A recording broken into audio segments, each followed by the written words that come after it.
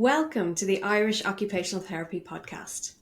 This series 3, is focused on using occupational therapy wisdom to support parents with their child's development. So we'll be exploring key areas such as sleep, feeding, toileting, play and communication with insights from experts in occupational therapy and other fields. Our goal is to normalise the challenges of parenting and provide practical tips and advice. You'll hear from dedicated professionals who will share their expertise and personal experiences to help you navigate the complexities of raising children.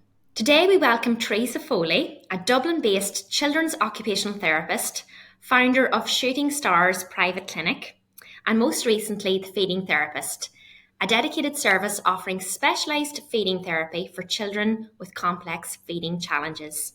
Theresa, you're so welcome to the Irish Occupational Therapy podcast. Thanks, ladies. Theresa, we'll kick it off with just a little bit about you, sharing how you come to have a passion in this area of specialised feeding. Okay, perfect. So I've worked for my entire career in paediatrics as a children's occupational therapist. So for the past 16 years, I've worked across a variety of settings: early intervention, autism, inpatient brain injury in Australia. And then for 8 years, I worked at the Central Remedial Clinic in Clontarf in Dublin. And I was very lucky while I worked there to be part of the specialist FEDS team. So that was feeding, eating, drinking and swallowing. And I worked as part of an amazing multidisciplinary team there. So we would have initially seen primarily children with physical type disabilities and eating and swallowing difficulties. But then while I worked there, we also established a clinic for children with complex feeding challenges. And so that was more based around meeting the needs of children with kind of aversive type feeding difficulties. So a lot of sensory-based feeding difficulties, or children who would have had massive anxieties around eating, maybe following a traumatic incident involving food. So it was, I suppose, a different slant on the feeding that I would have previously worked with. And to be honest, once I started working in this role in this area, I kind of felt as though I had arrived in terms of my clinical area, clinical interest. So this was the first time in my life that I had ever even heard of a condition called ARFID. So ARFID is avoidant restrictive food intake disorder. And once I kind of began to research that area a little bit more, I just felt like all of my interests as a children's occupational therapist had come together. So I suppose the sensory processing piece, the relationship aspect of feeding, the developmental side of things, it just was a new area for me, and I was obsessed straight away. So then, as you mentioned there, Aideen, in 2021, I set up my own private clinic, Shooting Stars in Dublin. And I still see primarily young children there, kind of 0 to 5, 0 to 6, mostly with autism. But very quickly, people started to approach me to help with their child's feeding difficulties. So that kind of prompted me then, I suppose, to see how I could meet the needs of those children and families a little bit more. And that was how in 2024 then I set up the feeding therapist. That sounds really interesting trajectory. I don't know a huge amount about feeding, apart from trying to keep my children alive. What are some of the common challenges that children face? How do they present to you? It's a huge area, to be honest. And I suppose if you think about feeding and eating and drinking, first of all, as an occupation, as occupational therapists, I think it's one of the most core occupations. When you think about it, we firstly obviously need to eat and drink to stay alive. As parents, when we meet our beautiful babies for the first time, one of the first things we do with our babies and our children is to feed them and to nourish them and nurture them. But then it goes beyond so much more than that. Like when you think about it, it's how do we celebrate? How do we come together with friends? How do we, for me, it's such a huge part of our lives every day. And I suppose some of the more typical things that you see initially with young children are, there's a thing called neophobia, which a lot of small children will go through initially around the age of 2.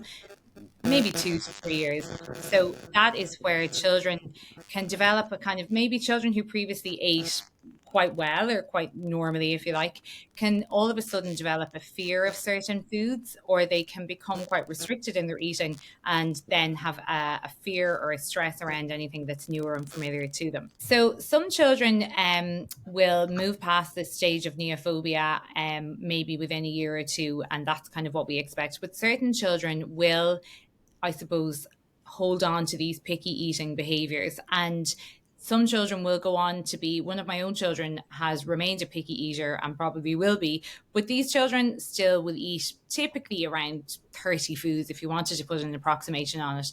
And even though they are picky eaters, they can still eat in a variety of settings. They can eat outside the home.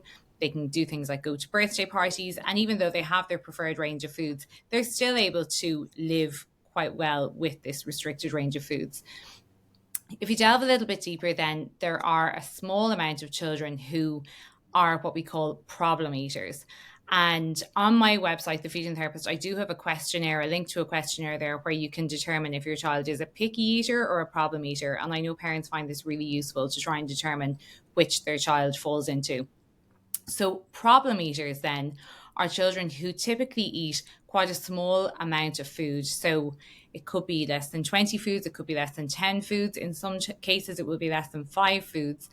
And aside from the amount of food the children eat, these children generally experience quite a high level of anxiety or stress or distress about eating food which does not fall into their list of preferred foods.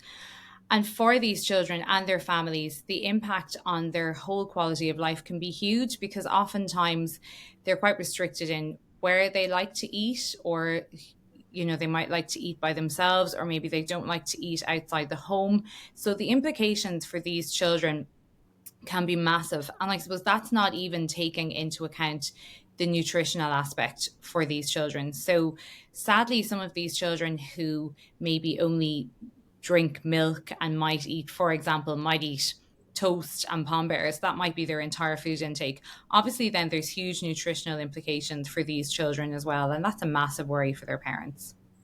Theresa, can I just ask there about, you touched on problem eaters versus picky eaters, and I think we can all relate to that as parents. Our expectations, maybe healthy food is really important to us as adults, and we have this expectation or this maybe shame that our children then won't eat fruit, won't eat vegetables. Again, our own expectations, our standards can have a huge influence then on the actual whole overall picture, can't it?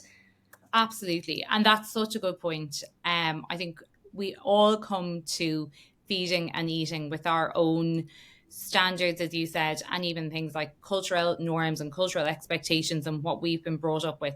And every parent in the world has their own beliefs around food and nutrition and what we would hope and aspire how our children will eat and what that might look like.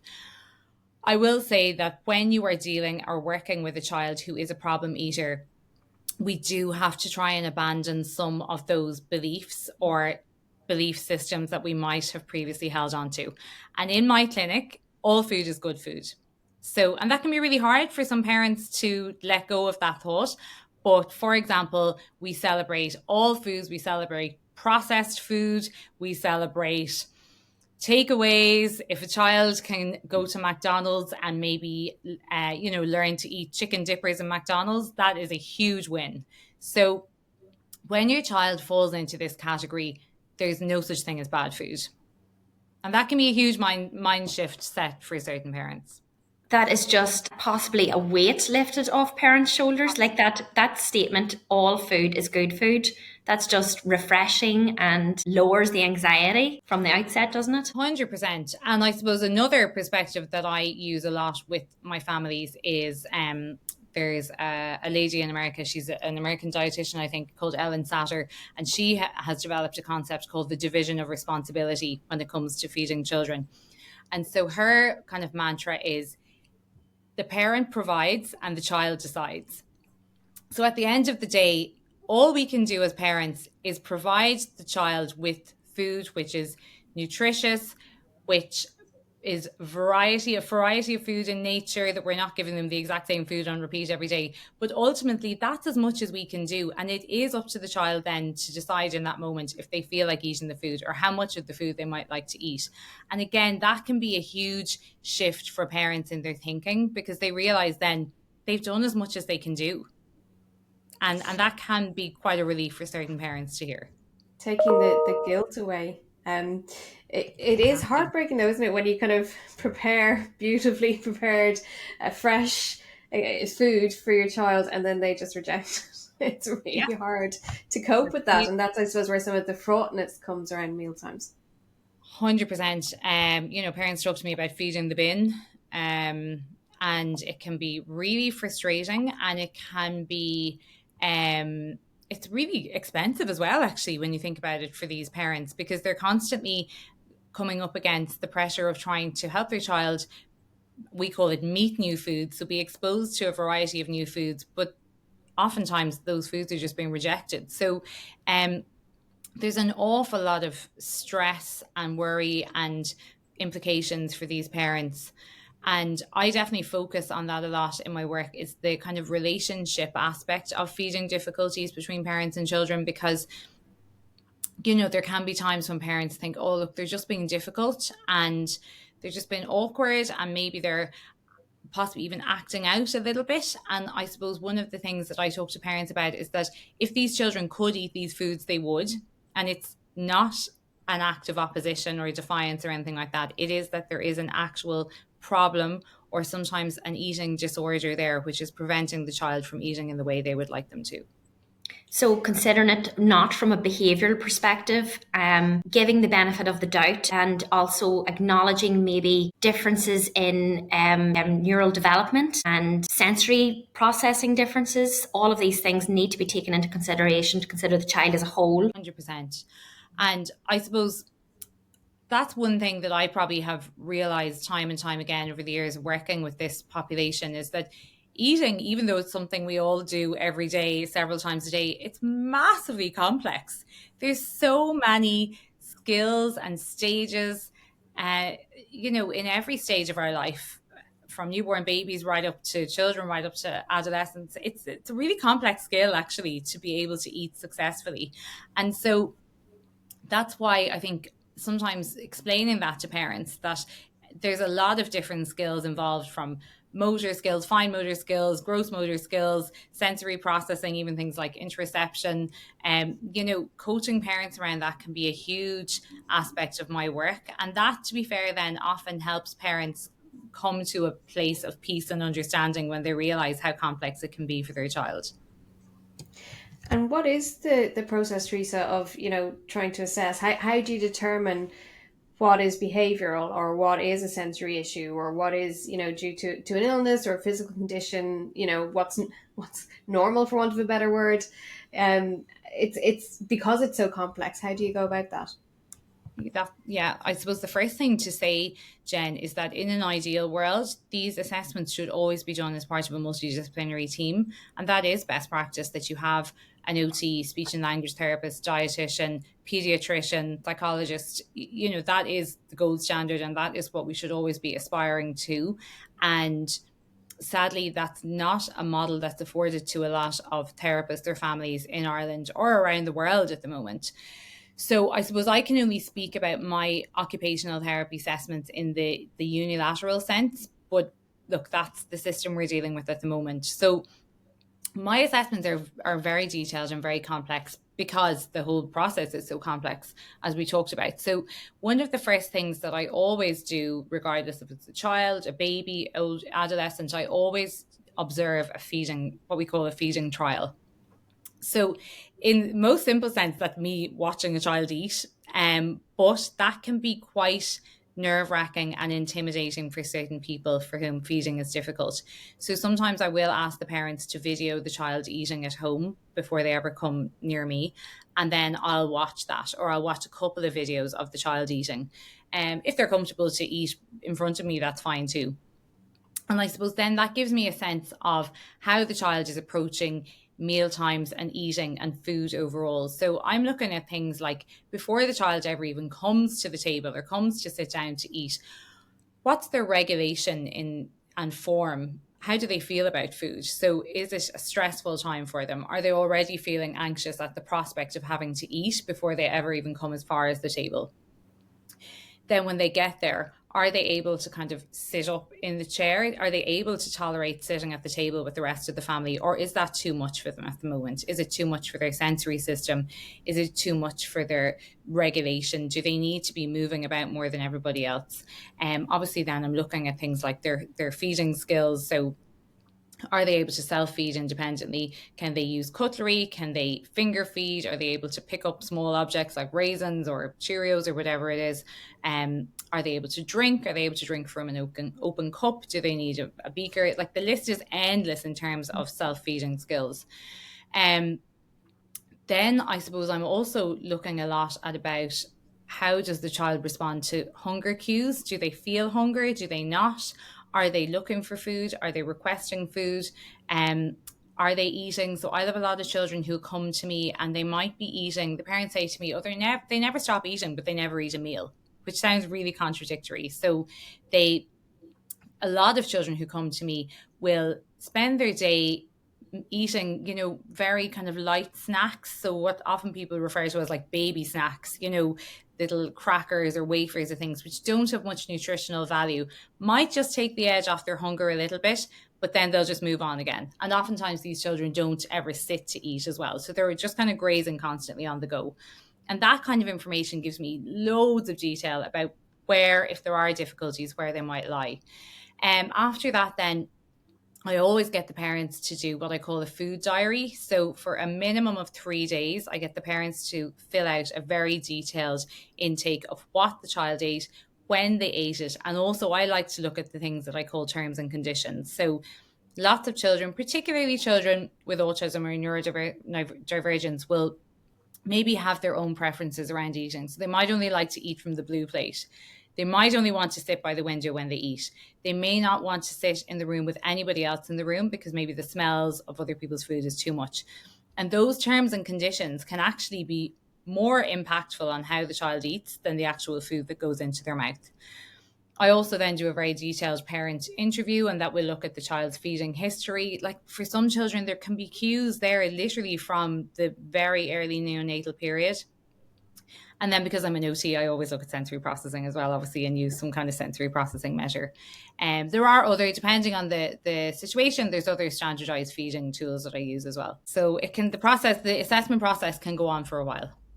Multifaceted, so complex, so individualized. Exactly. What about if there was a parent listening here, Theresa, who cannot access that level of support, that detailed OT service? Where would they start? And let's think generic, in very general terms, around a child that maybe has like a sensory issue around maybe wanting just one particular type of food, feeling safe with one particular type of food, maybe 2 or 3 variations of it. So let's say it's a beige type of diet with nuggets and chips and bread. Where would a parent start with supporting their child if that was their presentation? I suppose in the first instance, I do always ask parents just to go and see the GP, just to rule out any underlying medical cause, because there can be, nutritional imbalances or things going on. So I do always caution that. Just maybe go to the GP, get some bloods done, whatever they feel is necessary in the first instance. After that, a really good place to start is to complete some kind of tool like a food diary that I mentioned there, because that will give you a very nice objective measure of how your child's eating looks. Because we all, and myself included, sometimes we can either overestimate how much our child is eating or underestimate. And so by doing a nice measure like that, you get a good sense across different days and different environments of how much your child is eating overall. As I said, sometimes these children who are constantly grazing on the go, parents think they're eating loads, but actually it doesn't boil down to very much food overall. I'm going to give a shameless plug here for myself. Just last week, I launched a new self-paced online parent course called Magical Mealtimes. And that's available via the Feeding Therapist website. And the reason that I developed this course is because there are so many parents around Ireland and all over the world at the moment who are living with a child exactly as you described their eating. They have very restricted food preferences. Parents are terrified that their child may actually have an eating disorder such as RFID or pediatric feeding disorder, but they can't access the help, don't know where to start. And furthermore, parents are worried that the longer their child lives with these restricted eating patterns, the more entrenched they become. And parents tell me all the time that they're terrified that when their child is 30, they're still going to be living off chicken dippers and potato wedges, and that is it. So the Magical Mealtimes course has 6 different modules, and each one of those corresponds to a different aspect of eating. And I've designed it so even if you only took one module, you would still be able to implement some lovely, positive, long-lasting changes to your child's eating.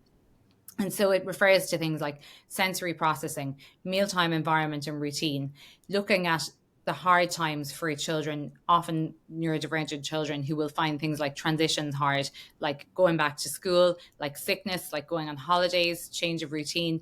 Any of those transitions can trigger eating challenges for these children. And so the course gives you lots of nice strategies on how to get through those hard times for those children and families. It doesn't replace the work of a full or the support of a full feeding team, but it definitely will help a family to get through the hard times and to maintain nice positive practices.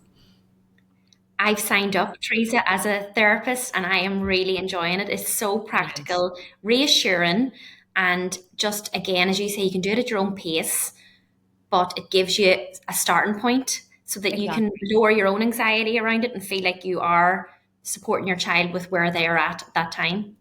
And I think as parents, sometimes that's all you need in that moment, is to know that you're just doing something to help, isn't it? I think that's Absolutely. all any of us want, is just to know that we are making a start in the right direction. It sounds like I would have loved that because there's so much guilt around what you're not doing, and the guilt around having the right kind of food, and sometimes you're just hoping that your child will put something in their mouth and eat it and it doesn't really matter what it is. So having that kind of reassurance that actually that might be okay at times. And if I had one wish for I work a lot with parents, sometimes parents by themselves. I do a lot of parent psychoeducation, parent coaching. And if I had one wish for the parents and the families I work with, it would be to expel that guilt that they come to me with. Like, I would say almost every parent who comes to me, they say to me, "Oh, I haven't worked hard enough on this, or I've dropped the ball, and I've been really busy and I haven't done enough food play with them, or I haven't done enough of this." And I just say to parents, please try and leave the guilt at the door if you can, because nobody has ever caused this. These problems are eating difficulties or disorders, and they're really complex, and no parent has ever caused this. This is not something that parents have done. And so that's why that was a core wish that I had when I was designing the course, to empower parents to realize that they definitely didn't cause it, but actually they can do things that will hopefully make eating a more enjoyable experience for their child and for the whole family again. And improving quality of life is something that I feel really strongly about in terms of picky eating and problem eating. And so if by, changing how the child eats or when they eat, that everyone might be able to enjoy mealtimes together again, I think that's huge for a family. I would love if some of that messaging went through to schools. I remember when one of my kids was young enough, the teacher would go around, and I realized after a few weeks that she wasn't eating in school because the teacher was going around checking lunch boxes, and she did have quite a limited diet, but she would call out, what was in people's lunch boxes as not being healthy enough. And it just created a really negative connotation then with eating in school, which we had to unpack. But I think the whole idea of healthy eating, people feel that they know what it's about, and it's really important to instill healthy eating habits in children when they're young, which, I can understand that. But sometimes it can also create a kind of a negative response or that guilt or shame for parents and for children, I think. 100%. And I think we are achieving lots in this area, but I feel like we have so much more to do yet. it's very much an emerging area of practice still. So the term ARFID was only coined in the literature for the first time in 2013. So it's still a very new diagnosis. Obviously, people and children have been living with these challenges for hundreds of years, but this, our awareness is only coming to the fore now. So I feel like I, as a professional, have a lot more work to do in building awareness, not just in schools, but even sadly amongst medical professionals. I'm still hearing a lot of, I don't want to say negative messaging, but less than helpful messaging coming from medical professionals, from different therapists, doctors, things like telling parents to just let the child go hungry and they'll eat, which is probably the most dangerous thing you could do for a child who has complex feeding difficulties. So look, we'll keep going. We'll keep trying to spread the word. But yeah, there's a lot of work to do yet in this area. I saw a lovely tip of a parent of an autistic child putting a note in the lunchbox saying, I know this isn't the healthiest lunch, but we're working on it and we'll get there in our own time. Just as a little kind of subtle hint to say, back off, leave us to it. Because again, it is the expectation and the judgment of others as well that has a huge bearing then on us as parents and our expectations. 100%. And I will say that a lot of parents tell me not alone that they feel very judged for their child's eating difficulties, because everyone has an opinion on how you feed your child, but parents feel really isolated. And because a lot of these children maybe have a preference to eat at home, or they might have a strong preference for how food is cooked maybe by their mum at home, but if they go to their granny's house, it's cooked differently. So then they just prefer to stay at home. Or, for example, the sensory environment of eating in somewhere like a restaurant or a birthday party, that might be too much for these children. So as a result, or even things like going on holidays can be impossible for these families. Then parents tell me they just feel so isolated socially and emotionally, and that weight of judgment and the opinions of others, it's a lot. It's a big load to carry. And so that is another thing that I have as part of the feeding therapist and as part of the Magical Mealtimes course. Anybody who signs up for it, I've created what I call a community or a network where I will meet with parents once a month just to have a chat, just to hear what people are going through, just to be able to talk, I suppose, in an open way and a non-judgmental way about the struggles of living and parenting a child with these feeding difficulties. You mentioned the research there, Theresa, and that it's kind of advancing and changing, and there's a lot more evidence coming through around what works or doesn't work. Is there any particular research or things that are happening in the field that you're kind of quite intrigued by or interested by, or that you wanted to kind of let us know about? Yeah, I suppose the first thing that I'm delighted to see, and something that I'm kind of championing in my own work, is that we're definitely moving away, and I'm moving away from a more rigid model of working with children with feeding difficulties. So maybe when I started working years ago, I would have relied more on structured programs, if you like, of intervention. And we definitely would have done things like getting a child to lick a food 5 times to see if that would build up their tolerance to the food. And, now I look back on those things and I'm like cringe that I might have ever even suggested such a thing, because I feel so strongly that any changes that we make to a child's eating should never be imposed. Everything needs to come from the level or a place that the child is comfortable with. So for me and for a lot of other clinicians, moving more to an approach which is open and meeting the child at their level is a big change that's happening right now. And I and others are definitely aspiring to be a lot more neuroaffirmative in our approach with these children and the families. In terms of research, then traditionally, again, we would have worked primarily, I suppose, in a clinic-based model, and I did, and it's a fantastic way to work in that, you get to sit with the multidisciplinary team in the feeding clinic, and the child comes in and they eat in front of you. But now, just this year, actually, there's some lovely evidence coming to light around the value of parent coaching, occupational performance coaching. The Australian researchers are doing some great work around that, and showing that if parents are receiving the right level of education and information and coaching, that actually that can be the most effective way and the most powerful way to influence positive change with these children. And I suppose these feeding conditions and disorders, they're still very new. So while I am engaging in interventions with these children, we are still waiting for the evidence to come through. So hopefully that will continue to emerge. And it's definitely, as I said, an emerging area of practice for occupational therapists at the moment, but then one that I feel so strongly we have such a massive value to add in this type of work. And I feel like we're really core members of the team. So yeah, hopefully the area will continue to grow and the awareness will continue to grow as well.